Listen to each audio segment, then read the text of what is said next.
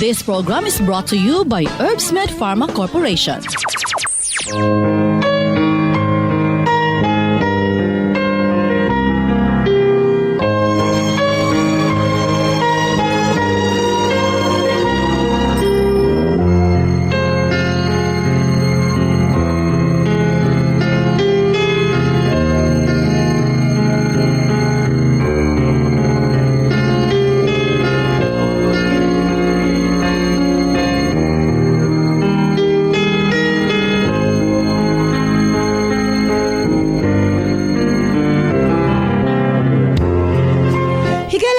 Maing adlang Huwebes kanatong tanan.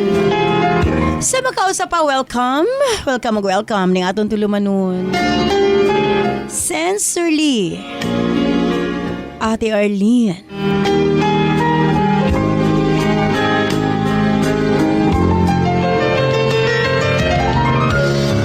Sa gihapon kita magahatag og pagtagad ni ato mga suwat kaagi sa kinabuhi.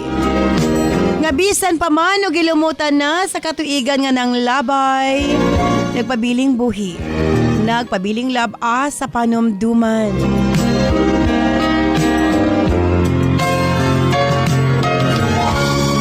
October 10, 2024, naiswatang panahon sa mga itong paghahatag ag pagtagad.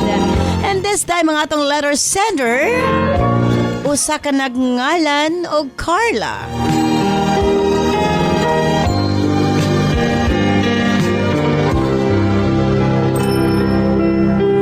Stand by Carla alang sa musuwat. Of course, brought to us by Nance Herbal Capsule. Ang gipa-improve, mas pang gipa-anindot, mas pang gipa-epektibo para sa mga paginhanglanon sa tumakaigsuunan.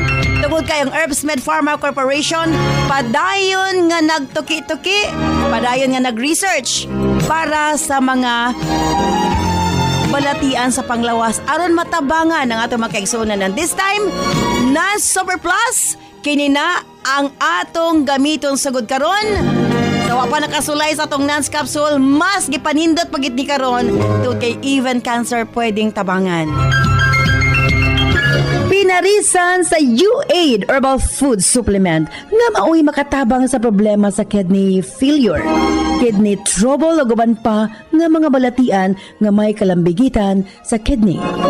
U-Aid and Nance Herbal Capsule ang makatabang aron maundang na ang problema sa sakit sa kasing-kasing o problema sa kidney o uban pa. Imnon lang 2 times a day. O syempre, ang atong Cervicare alang sa mga kababaihan. Kung dalaga ka man, minyo ka man o nagmenopause na, kikinahanglan nimo ang Cervicare. Ilabi na no sa mga migamit o mga nagkadaiyang contraceptives. Dili normal ang menstruation nga nagtuo ka nga gilayagan ka lang. Ayaw pasagdi hinuon ipagawas ang tanang hugaw sulod sa matres aron malikayan ang komplikasyon sulod sa atong matres. Uterus, ovary, ilabi na sa mga nagmenopause ug katong wala nay gana kay mister.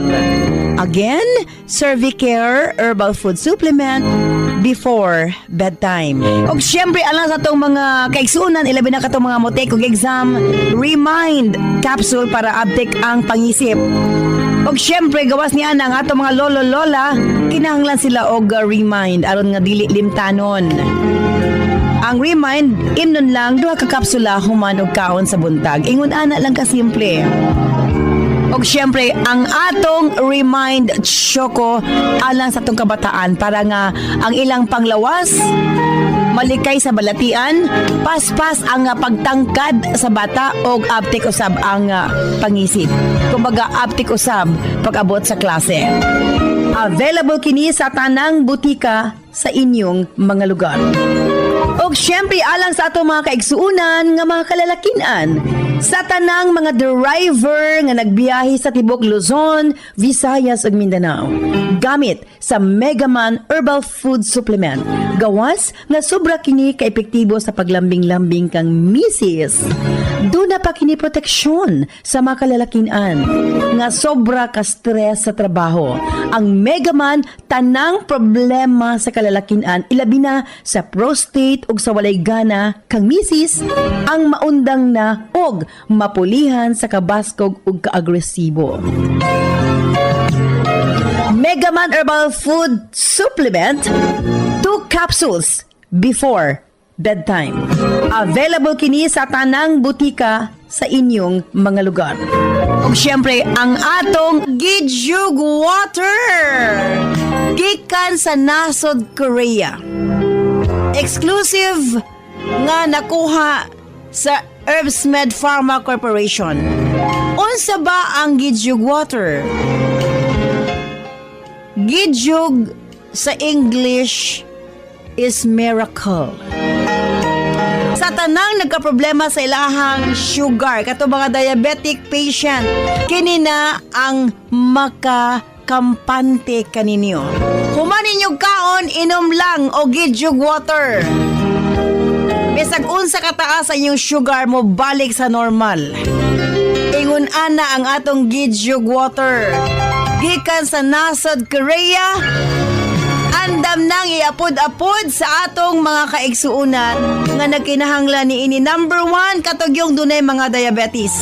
Katong dunay high cholesterol, allergic rhinitis, skin allergies, ug labaw sa tanang katong gustong muniwang. Imnon lang, human panihapon o sa kabaso, ug dayong katulog another 1 glass.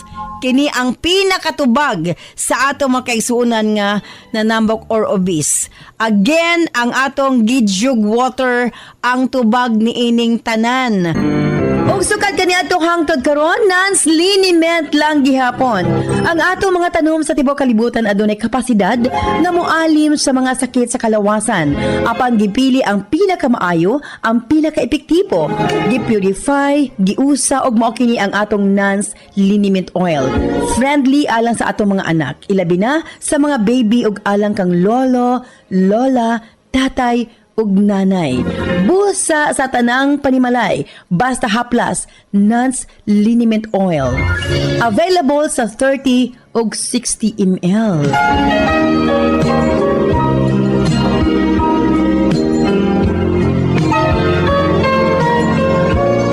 Og syempre nga atong Nance Corn Coffee, daghan ang mga benepisyo, maka-lower sa risk sa colon cancer, daghan usab kini og vitamins and minerals, unya maka-reduce sa hemorrhoids or almoranas, maka-boost sa immune system, maka-prevent og anemia, sa laktod lami ang imong tulog, maka-reduce og cholesterol, labaw sa tanan malikayan ang Alzheimer's disease. Maka-control og diabetes og ilabi na hypertension, maka-maintain usab sa maayo nga panan-aw og nindot nga panit. Og labaw sa tanan, maka-improve sa atong mga kabukugan, bone strength. So kung mga pika na lang, Nance Corn Coffee, daghan kag mga benepisyo nga makuha niini. Available sa halos tanang mga butika sa inyong mga lugar. Og syempre, alang sa atong Nance Million Bonanza, nagkadaol na ang atong Grand Draw. Pipila na lang, pipila na lang kaadlaw. December 20, 2024, lain na usab ang mamahimong winner, 1 million pesos, isa sa Visayas, isa sa Mindanao, ug lain pangatag 50,000 pesos nga consolation prizes, napulo sa Visayas, napulo sa Mindanao. And syempre, daily draw, 5,000 pesos.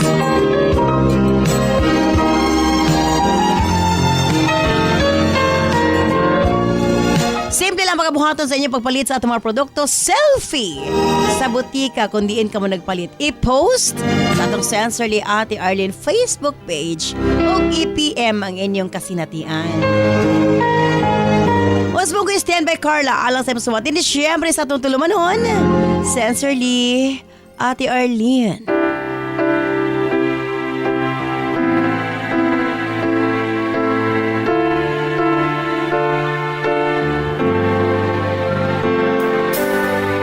Holding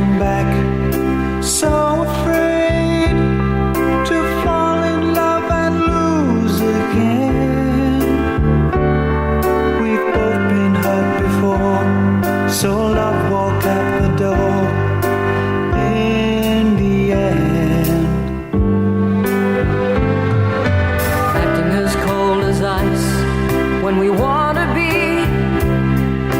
Just a foolish game we play. You couldn't hurt. Dear Ate Arlene,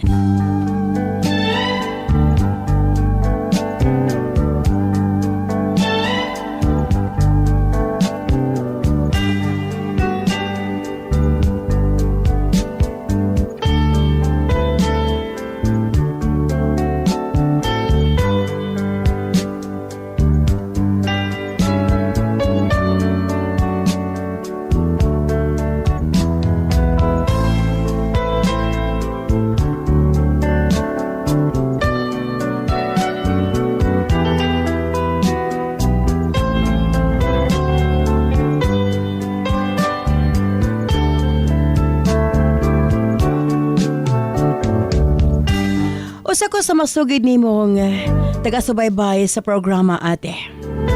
Ang sincerely Ate Arlene.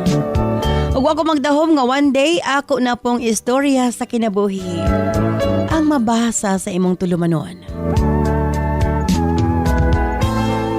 Tawag lamang ko sa pangalang Carla. 23 anyos ang pangidaron og taga Davao City. Unom na katuig ang ninglabay nga nahitabo kini sa kong kinabuhi. Apan ang sakit ug ang akong panghinayang nagpabilin gihapon sa akong kasing-kasing hangtod karon.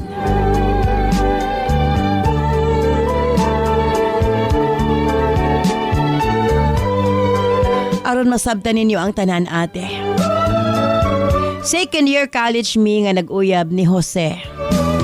Pareho mi kurso nga gikuha og halos classmates mi sa among mga subjects.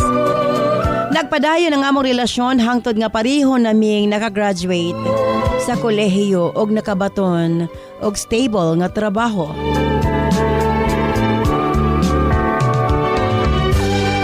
Sa tanan akong nahimong uyab, ate, si Jose ang nakalahutay sa akong batasan.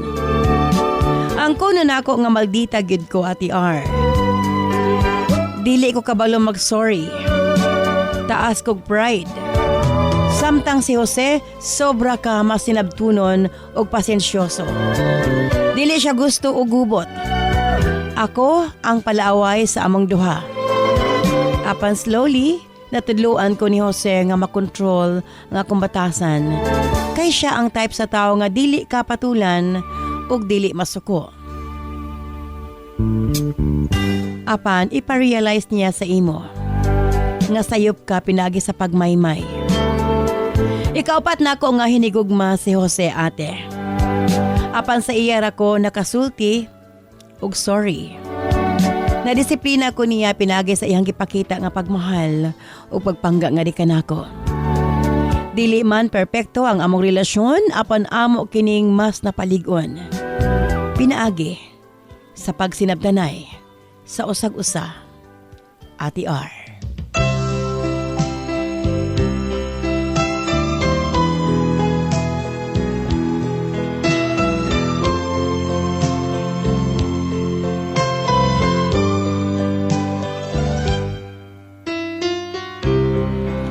Bisag mobiyahe pa siya almost 1 hour.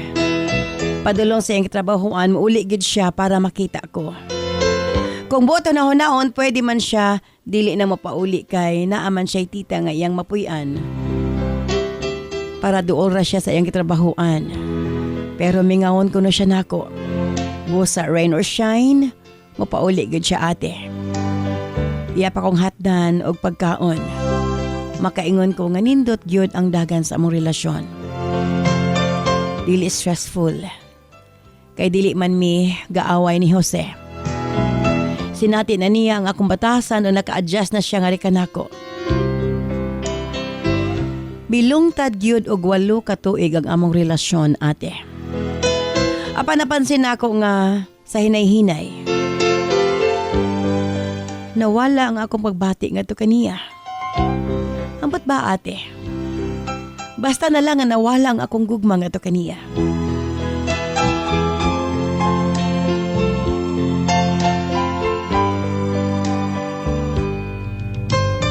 Napansin ako nga dili na ko malipayon. Nagkabantay si Jose ni ini, ate. Iya kong gipangutana kung naa ba may problema. Nganong bugnaw na kaayo ko nga to kaniya. Gusto na ko siyang istoryahan. Apan dili ko gusto nga masakitan siya. Matod ko nga gikapoy lamang ko sa trabaho. Kada bisitahon ko niya sa balay, magpapretend ko nga tulog na ko. Para dili na nako siya maatubang. Supposedly, every weekends, mag-uban ming duha, manuroy. Mga 11 gawas, o pag Sunday, uban mi nga manimba. Apan mas na-enjoy na ako nga mag-out of town kauban ng ako mga barkada. Dili na pod nako ginatubag ang iha mga tawag og late na ko mo reply. Kapila na ako gi-attempt nga istoryahon si Jose. Apan, wa ko'y guts ate nga prangkahan siya.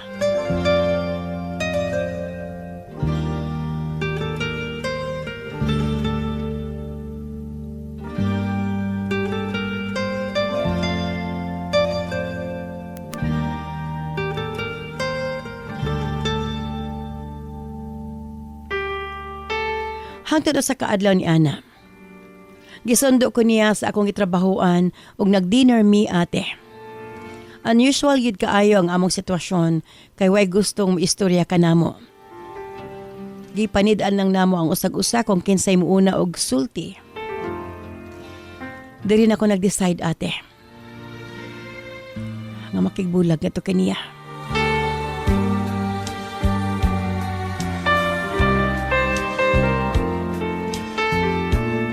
Giingnan ko siya. Ngawa ko tuyo ang mawalang akong gugmang ato kaniya. Nga dili na ko malipayon sa among relasyon.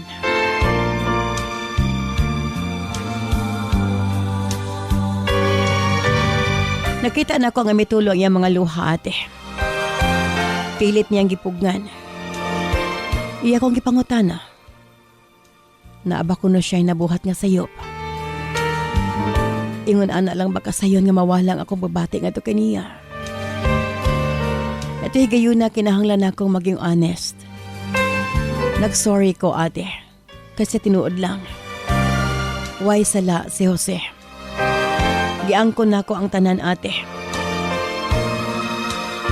Ambot ba na ito higayon na? Wa ako mabati. O pagmahay. Sa kung papakigbulag na to kaniya. Nasayad ko nga nasakitan si Jose pag-ayo sa kong desisyon. Dili lalim ang 8 ka tuig nga among pinagsamahan. Ang mga happy memories ug ang mga unforgettable moments nga magkauban mi ate. 8 ka tuig. Ug dili na ko ma-imagine nga ako kinigitapos sa usa lamang ka pagpamilok ate.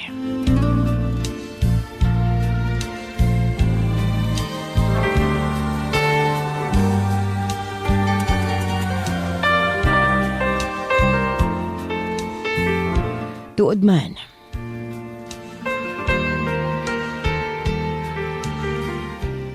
Sa pagpauli ko sa balay ate.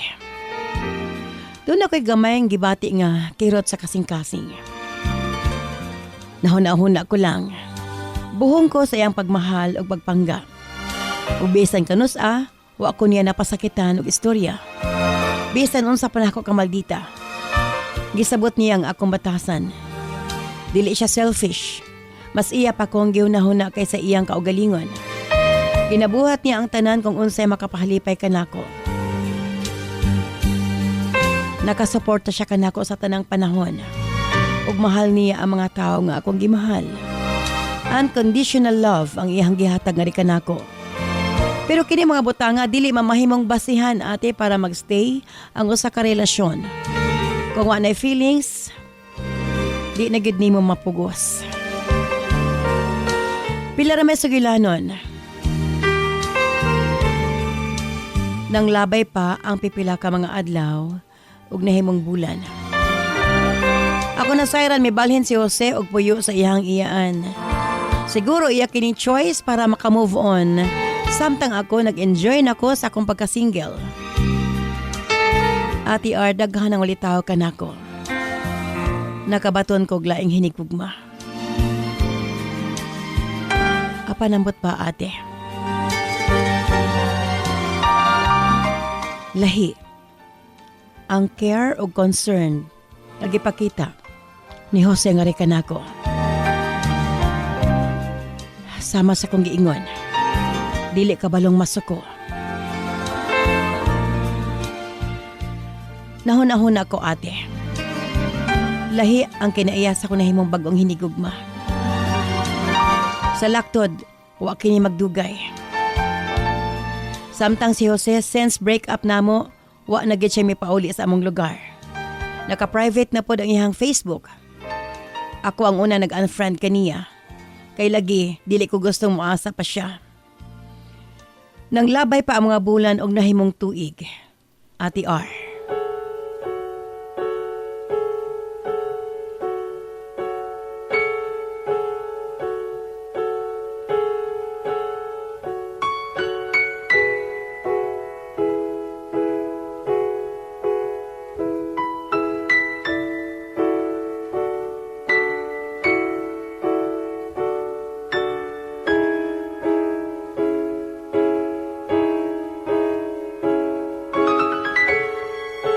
Nang labay pa ang pipila, ka mga bulan na nahimong tuig, nga nakabaton kog lain na pong hindi gugma. Apan ang tanang red flag ate. Nakita nako sa akong mga nahimong hindi gugma.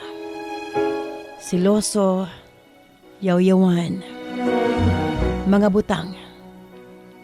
Gawa na ko na sinati kang Jose. Ambot ba ate wako kasabot sa kong gibati? Abi ko ba? Ugwa na ko'y gugma kang Jose. Kay ako mong kagustuhan ang makipagbulag kaniya. Apan every now and then, ginahuna-huna gihapon ako siya. Di malikayan makompare na ko siya sa mga nahimo na akong hindi gugma. Hangtod ako na-realize. Nagimingaw ko nga ito kaniya. Nga siya dapat ang lalaki. Nga angayan kong higugmaon.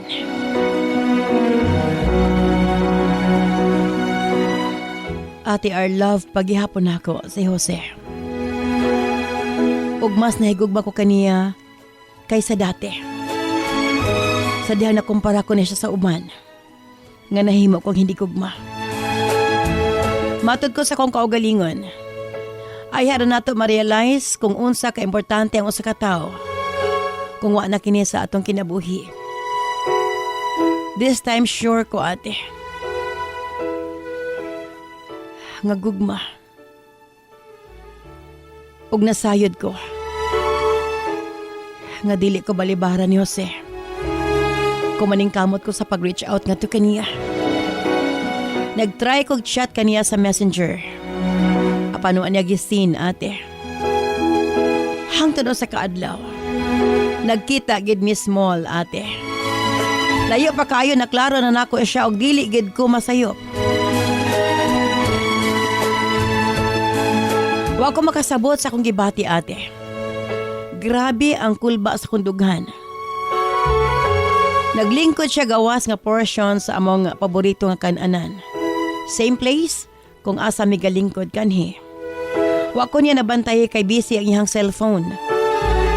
Gi-approach na ako siya og medyo nakurat siya sa pagkakita kanako. Dako kayo yang ngisi og nangumusta nga ri kanako ate. Misa mo siya kagwapo. Ate R.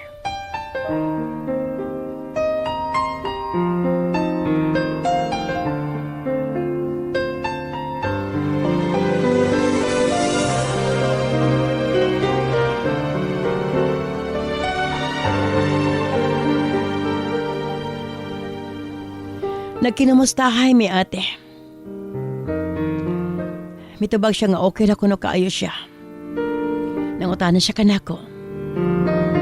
May pahiyom lamang ko og ignan ko siya. Nga miss na nako siya.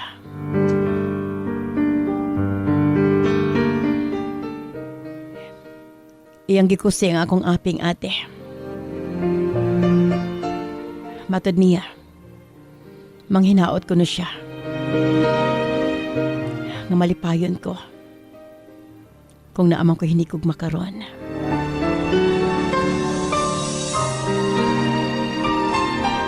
Gipangutana ko siya, ate. Kung doon na ba siya hinikugma. Wa ko magdaho mo abot. Ang usa ka babae. Iyang gipaila-ila nga rin kanako. Iya de kining pamanhonon, ate.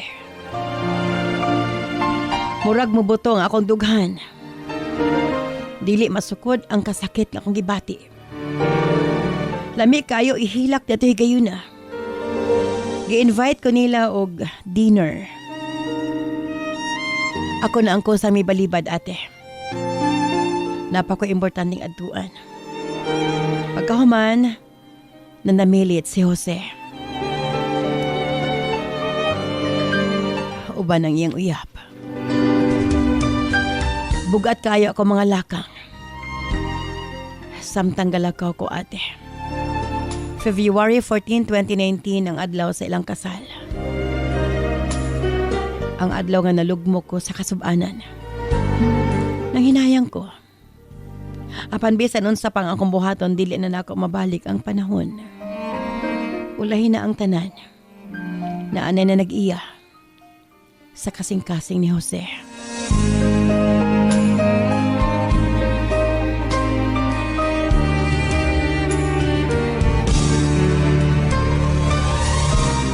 Hangtod karon, ate. Ambot bawa na kumibati ug gugma pa nga to sa lain. Single paghihapon ko. Ug makaingon ko nga wa pa ko makamove on. Manghinaot ko nakahatag kinig pagtulunan sa mga suking tigpaminaw.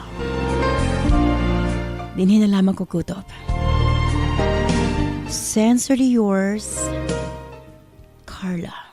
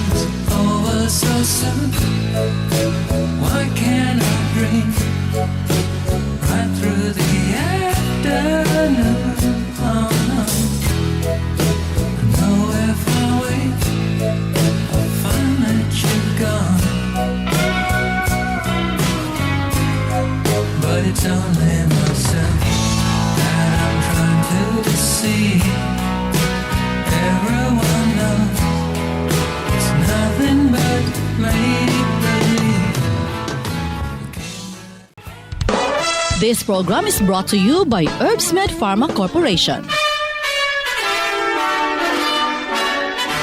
Pamaskong handog ng Sincerely, Ate Arlene. Basin ikaw ang swerte. Swerte? Yes, swerte nga mo daog og 1 million pesos sa Visayas og 1 million pesos sa Mindanao. Simple ang imong buhaton sa inyong pagpalit og Nance product. 1. Mag-selfie ka sa butika kung diin ka nagpalit. 2. I-post sa Sincerely Ate Arlene Facebook page ang picture. At 3. I-PM ang inyong kasinapian sa paggamit sa Nance Herbal Product. Pamaskong handog na Sincerely, Ate Arlene. Si Maria Arlina Isabel, paborito ang Remind Choco Mix. My name is Maria Arlina Isabel F. Ion. What do you want to be when you grow up? When I grow up, I want to be a doctor. Wow. Because doctors are really nice and cool. If I become a doctor, I will have my own clinic where people who don't have a lot of money can go for checkups without paying anything. Libre In din my clinic, I will have friendly nurses and staff who will make everyone feel welcome. I will teach my patients how to stay healthy and prevent getting sick. I will learn a lot so that I can be the best doctor and help as many people as possible. My goal is to make sure everyone can be healthy and happy, whether they have money to pay me or not. Thank you. Wow! Grabe. Okay, what is your favorite drink? Remind Choco! May Remind Choco Challenge ba ang inyong mga anak? I-send sa atong Sensorly Ate Arlene Facebook page. This program is brought to you by Herbsmed Pharma Corporation.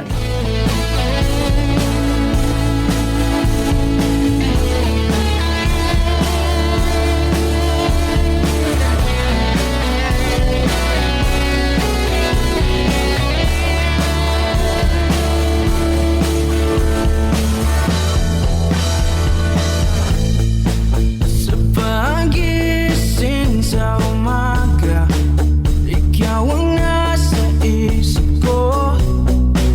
Hindi kita nalilimutan. Araw-araw na lang ba nararamdaman ito ng puso kong nasasaktan? Daghang salamat kanimo Carla sa imong pagpadangat imong sumatampo ning atong tulumanon sa Sensorly Ate Arlene. True. Ayaw nimo ma-realize ang kaimportante sa usa ka tawo kung wa na sa imong kinabuhi. Apan dili ka angay magmahay, di mo angay basulon imong kaugalingon. Okay, diyo na kita sa itong mga text messages sa 0917-159-5812. Hinahanap ka palagi, tanging ikaw lang ang nasa isip. Ate Arky nila ako masulti sa Larry normal gyud nga mawala gyud imong pagbati usahay. Ang badili ka na magpasabot kung mawala na makigbulag na dayon. Fe off kibatang Don Carlos Bukidnon. Di rin kita bibitawan. Ate R relate kay ko sa imong gibasa nga sulat. Naka-experience gyud kog ingon ni ana nga sitwasyon ate. Ikaw ang Usahay garbusa mo gad ang babae ate pangitaon ang wala. Beth of Wao Lanao del Sur. Bitaw no? Mo gid sakit sa mga babangay ba? Ang wala mo'y pangitaon. sana di mo binabalewala Ate R para sa lure sender. ng ating Dapat mag-move on na siya o gabrihan niya yung kasing-kasing ato sa uban. Ay, idadidara na po siya ate basig. iba. Malate na siya nga mangita og partner. Romy of Oroqueta City. Kahit na di na nakikita, hinahanap ka palagi, tanging ikaw Ate R true gyud usahay mawala gid imong gugma sa imong partner. Pero dili gid rason ate nga makigbulag dayon. Kay daghan mang mga positive pod Ate R. Ellen of Clavier, Surigao del Norte. Di rin kita bibitawan.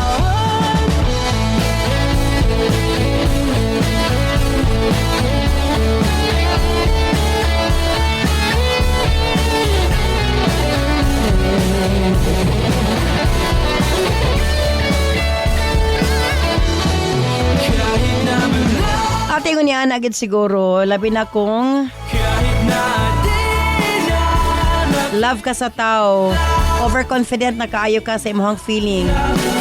nakapalagi. Ug dili na siya kakitag sama nimo.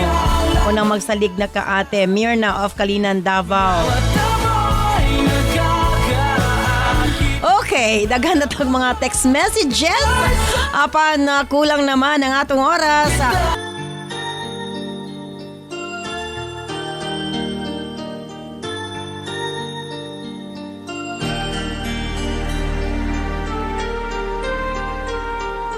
Where you go, I'll always be with you. Love you so much, I'll never let you go. This feeling so new, it's like a dream come true. This love that I feel, I'll share with you. Love me so much and I will let Thank you, Carla. the beauty Sa imo papadangat imo swatang pa ning atong tulumanon sa sensor di Ate Arlene. let us be. Well, ingon na gid ang life. Imo lang gihimo ang butang nga para kanimo.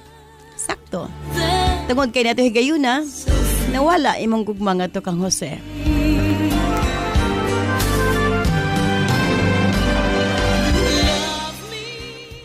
Tingali diligid ka mo ang para sa usag-usa. And keep me Kay human nasakitan si Jose, fill you wa na gid siya mapakita kanimo. Imagine, with kung igno nimo ang usa ka tawo nga wa na ko mahigugma kanimo og di na ta malipayon. girl can Murag sakit daw aton sa usa ka lalaki. Apan pilit niyang gidawat. know you.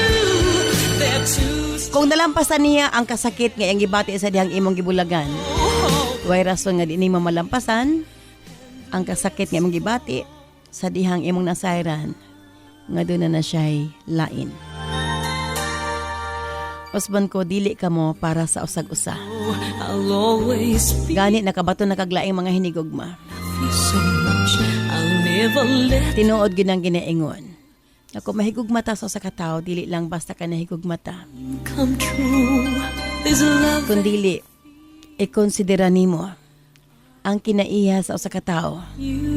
Kay sa relasyon, mawala ang gugma kung ang imo makauban, insultador, way respeto kanimo, way pag-care nga na kanimo. Apan usa ka tawo nga wa ka nahigugma, apan palangga ka, giamo makagi, atiman kapag ayo, mahulog gid imo pagbati. I can be Tugod kay usbon ko sa gugma, and pinaka-importante will be so free. sa usa ka lalaki nga bisan ug imo siyang gipasakitan.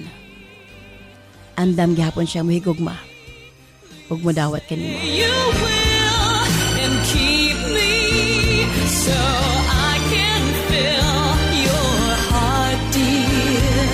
Tingali, dili gid si Jose ang para kanimo, Carla. Kini si Ate Arlene. Ayon mo na salamat. Bye-bye. I love you all.